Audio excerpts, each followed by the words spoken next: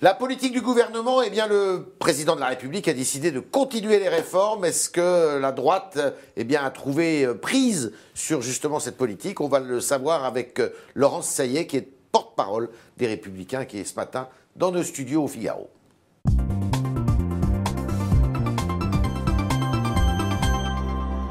Laurence Saillet, bonjour. Bonjour. Alors, Macron, le gouvernement, on a l'impression qu'il y a des réformes tous azimuts, c'est la une du Figaro de ce matin. Vous leur donnez raison, ils ont raison d'aller sur ce tempo?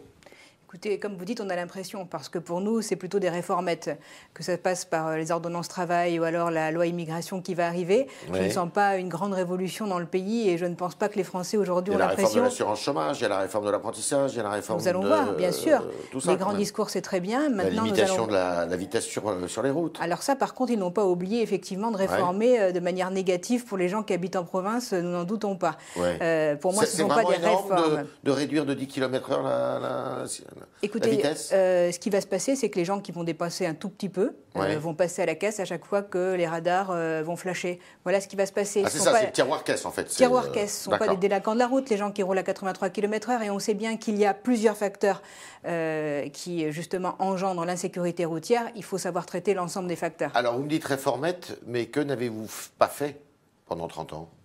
Alors, nous avons rendu la France en 2012 dans un meilleur état qu'elle n'était en 2017. Premièrement. Certes, mais bon, par ailleurs, là maintenant c'est un nouveau président de la République. Vous savez, nous avons tiré les leçons du passé et nous regardons le présent et l'avenir. Et c'est pour ça que Laurent Wauquiez a mis autour de lui une équipe, on va dire, rajeunie. Et voilà. On sent que depuis quelques semaines, il y a ici ou là de la grogne, très catégorielle d'ailleurs. Est-ce que vous pensez que tout ça peut se transformer en une révolte plus forte, plus affirmée? Il y a plus que de la grogne, il y a de la souffrance. Les Français souffrent, les Français de classe moyenne. Ouais. Vous vous rendez compte aujourd'hui de retraités qui touchent 1 000 euros par mois, payer 444 euros de CSG à la fin du mois. Oui. La grogne aussi par rapport au diesel. Pour tous ces gens, justement, qui déjà vont rouler à 80 km/h, vont être obligés aujourd'hui de dépenser encore plus d'argent pour prendre leur voiture. Vous êtes pro-diesel, vous? Je ne suis pas ni pro ni contre diesel, mais quand on fait une réforme, il faut bien faire quelque chose. Mais il faut bien aussi que les gens, vous croyez qu'ils vont pouvoir vendre leur voiture et en acheter une nouvelle comme ça? Un sujet, le plan de départ volontaire dans la fonction publique, est-ce que vous l'approuvez? C'est une bonne idée, mais ne pensez pas que ça va résoudre le problème. 120 000 fonctionnaires, normalement, sont censés... On doit avoir 120 000 fonctionnaires de moins à la fin du quinquennat. Ouais. On en a 1 600 l'année prochaine. Vous croyez que tout le reste va partir volontairement? M. Fillon parlait de 400 000, lui. C'était possible? Je pense que la vérité est au milieu. D'accord. Alors, 66%, 68% selon l'IFOP, justement, des électeurs de Fillon disent approuver l'action d'Emmanuel Macron. C'est compliqué pour vous, non? Vous l'avez fait quand, ce sondage? C'est un sondage qui est paru la semaine dernière dans Paris Match et qui a été commandé auprès de l'IFOP. Moi, ce que je vois, c'est que le président Emmanuel Macron n'a pas la confiance des Français aujourd'hui sur les thématiques qui sont essentielles, c'est-à-dire les thématiques économiques et les thématiques sécuritaires. C'est pas ce que dit ce sondage, quand même. Donc peut-être que ce sondage dit ça, mais il n'y a pas que les électeurs de François Fillon. Quand on est président des Français, on est président de tous les Français. Oui, mais c'est gênant quand on est aux Républicains de se dire que l'électorat qui a voté pour François Fillon au premier tour de la présidentielle de 2017, eh bien finalement, presque les 2 tiers d'entre eux approuvent la politique du président actuel. Moi, ça ne me gêne pas particulièrement parce qu'on ne se projette pas par rapport à des sondages. Moi, ce que je vois, c'est qu'aujourd'hui, les Français sont en souffrance et qu'effectivement, la grogne va monter. Et ça, c'est la réalité du terrain. Maintenant que les électeurs de François Fillon approuvent la politique d'Emmanuel Macron, ce n'est pas ça qui nous dynamise dans notre action ou qui nous freine. Alors, Laurent Wauquiez dit « Moi, ce que je veux, c'est que le parti, les Républicains, soit justement le parti des sans-voix, le parti des sans-grades, le parti des classes moyennes. » Vous estimez qu'ils ont, ces classes moyennes, elles sont délaissées par Emmanuel Macron? Bien sûr qu'elles sont délaissées, puisqu'elles sont les victimes de sa politique fiscale et de sa politique économique de manière générale. Et pourtant, ce sont les Français, les classes moyennes. Vous savez, 44% des cadeaux fiscaux ont été faits aux 4% les plus riches. Mais on n'est pas président de seulement 4% des plus riches. Mais vous n'étiez pas pour la suppression de l'impôt sur la fortune? Alors moi, j'étais pour la suppression totale de l'impôt sur la fortune, parce que je vous rappelle qu'il ne l'a pas supprimé, il en a enlevé qu'une partie, oui, enfin il l'a transformée. Celle qui rapporte le plus quand même. C'est celle qui touche les gens qui ont le plus. Parce que tous les gens qui ont un patrimoine immobilier, eux, peu et qui n'ont pas pour autant énormément d'argent doivent encore payer. Donc, vous ne pouvez pas d'un côté faire un cadeau fiscal à des gens plus aisés et de l'autre côté ne pas équilibrer et matraquer les classes moyennes et les classes inférieures. Vous ne pouvez pas le faire. Il faut un équilibre lorsque l'on mène justement une politique. Mais Emmanuel Macron se trouve face à la réalité du pays, la réalité qu'il a occultée parce qu'il est passé de promesses de campagne à une grandiloquence de discours qui lui a permis de tenir jusqu'à maintenant. Mais maintenant, les Français sont face à la réalité. Alors, quand on écoute un petit peu les responsables du Parti des Républicains, vous, mais M. Wauquiez, tout ça, on se dit qu'effectivement, et c'était l'objet d'un papier dans Le Monde d'ailleurs ce week-end, vous êtes éloigné du libéralisme en fait, de ce qui faisait d'ailleurs un peu la campagne de François Fillon pour la présidentielle. Nous parlons à tous les Français. On dit que c'est un virage protectionniste que vous empruntez. Non, mais c'est Le Monde qui écrit cet article. Oui, c'est pour ça que je le cite. Il prend en considération une partie des gens de notre famille politique qui pensent d'une certaine façon, mais nous marchons sur nos deux pieds et toutes les sensibilités de la droite sont représentées au sein du parti sans aucun problème. On a l'impression quand même que vous voulez tendre la main, justement, plus protégée que libérée, finalement. Non, c'est pas ça. Mais aujourd'hui, on a envie surtout de tendre la main aux gens qui en ont besoin. Et je pense que c'est le rôle d'un politique. Oui, c'est qui en a besoin alors? Tous les gens qui, aujourd'hui, ne savent pas comment ils vont finir à la fin de mois. D'accord. 3,5 millions de chômeurs, 4 millions de personnes mal logées, 150 000 sans-abri. Vous pensez que les gens n'ont pas besoin d'aide? Est-ce que c'est possible de concilier Laurent Wauquiez, Valérie Pécresse, Guillaume Pelletier et Mme Calmels, qui ne tiennent pas du tout les mêmes discours, hein? Enfin, pas du tout les mêmes discours. Il y a des un discours choses plus protectionniste, plus sur la partie d'une certaine façon, deux, moins libéral. C'est deux thèmes différents. Et puis chez Mesdames Calmels et Pécresse, qui est davantage, si vous voulez, dans la mondialisation, on va dire. Notre famille politique est un lieu de débat. Donc nous sommes là pour débattre, et puis après, une ligne sera tranchée, et évidemment, avec un esprit collectif, nous défendrons la ligne qui a été tranchée, mais heureusement qu'il y a du débat. Elle sera tranchée quand, cette ligne? Là, nous entrons dans une partie programmatique importante dans les mois à venir. Il y aura un grand débat sur l'Europe qui va s'ouvrir. Au mois de juillet, nous aurons justement un conseil national sur l'Europe. Donc les gens vont échanger, nous trancherons une ligne qui sera équilibrée, et chacun, après, saura porter la voix du parti. Sur l'Europe, justement, leur enseigner? Moi, je veux une Europe juste et une Europe réaliste. Oui, mais ça, une fois qu'on a dit ça, ça veut dire quoi? Ça veut dire plein de choses. Ça veut dire une Europe qui n'est pas fédérale, parce que je n'y crois absolument pas. C'est une utopie. Qui défend une Europe fédérale? Emmanuel Macron, par exemple.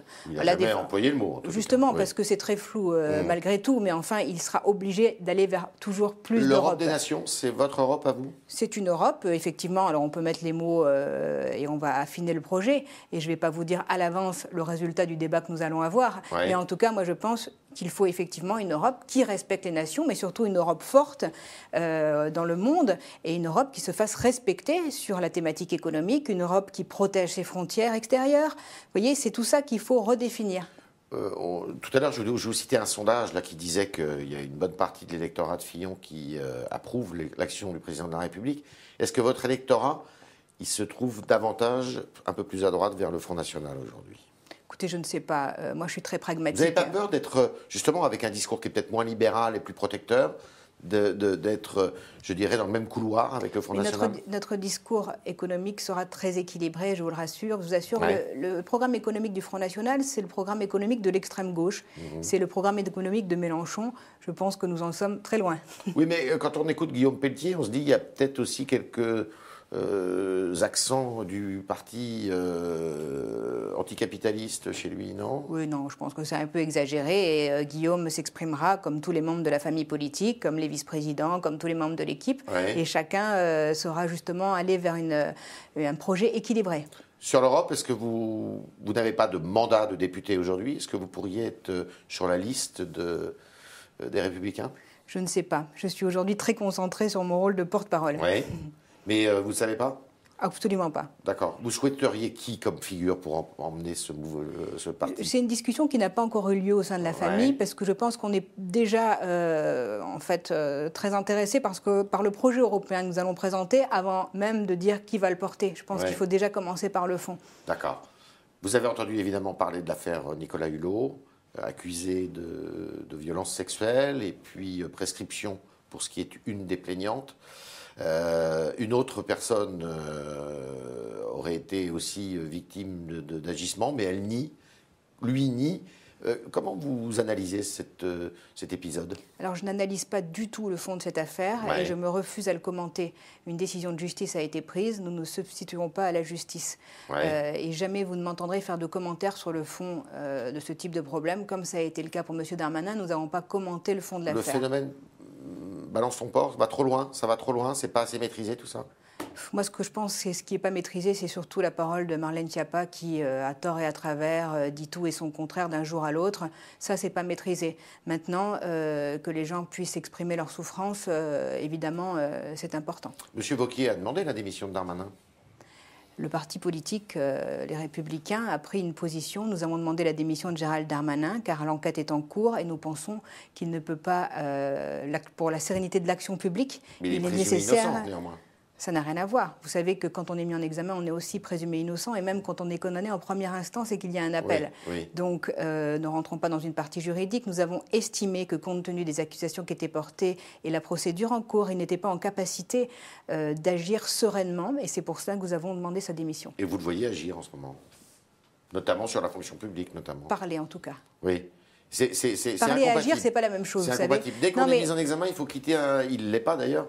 Il faut quitter le gouvernement. C'est pas nous qui faisons des jurisprudences de la sorte. Rappelez-vous que M. Macron. C'est un peu la jurisprudence Balladur. Enfin, c'est surtout la jurisprudence Macron qui s'est débarrassée d'ailleurs et qui ne l'a pas respectée, puisqu'il s'est débarrassé de 4 précédents ministres sur de simples accusations sans mise en examen. Donc le deux poids deux mesures est difficile à comprendre pour les Français. Nous sommes avec Laurence Saillet, qui est porte-parole du Parti Les Républicains. Nous allons continuer avec vos questions, chers internautes. Et Marie-Amélie Putalas, qui nous rejoint dans le studio.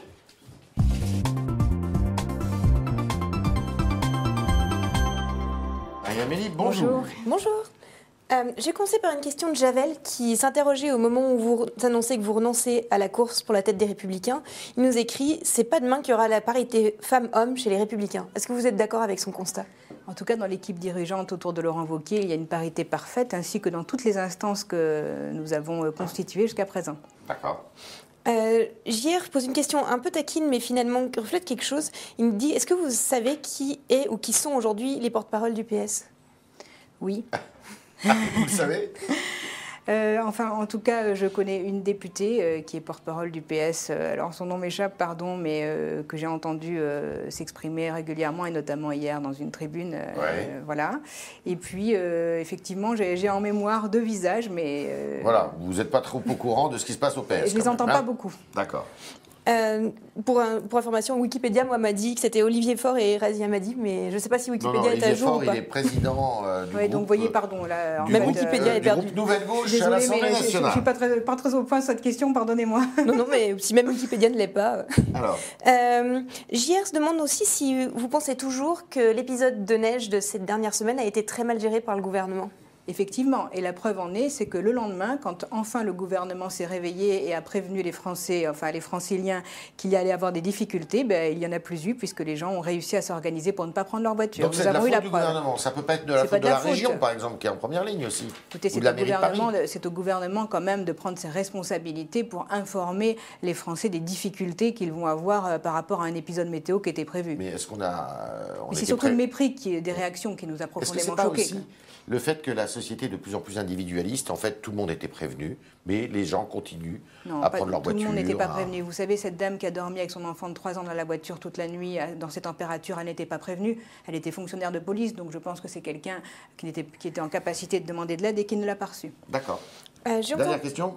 Alors, la toute dernière, c'est une question sur un débat qui a beaucoup passionné nos internautes cette dernière semaine, sur les faux aliments. Je ne sais pas si vous avez vu cet ouvrage d'un nutritionniste qui dit les aliments hyper transformés, il faut en finir avec ça, c'est des fausses étiquettes, etc. Et notre internaute se demande si la spécialiste en nutrition que vous êtes est d'accord avec le fait qu'il faudrait arrêter d'appeler les cordons bleus des cordons bleus quand il y a n'importe quoi dedans, les céréales des céréales, alors, la nutritionniste va vous répondre que je suis plutôt d'accord et j'ai toujours été pour des produits simples, basiques, et effectivement il faut remettre de l'ordre dans tout ça. Vous dites dans l'affichage de il y a beaucoup de tromperies, des... effectivement, il faut aller beaucoup plus loin justement dans l'étiquetage pour que les Français soient mieux informés, parce que je suis sûre qu'il y a plein de choses qu'ils n'achèteraient pas s'ils savaient ce qu'il y a dedans. Voilà, c'était le talk de Laurence Saillet, qui est porte-parole du parti Les Républicains et qui était avec nous ce matin dans les studios du Figaro. Merci Laurence Tellier. Merci à vous. Merci Marie-Amélie de vous être fait la médiatrice de vos questions, chers internautes. À demain pour de nouvelles aventures.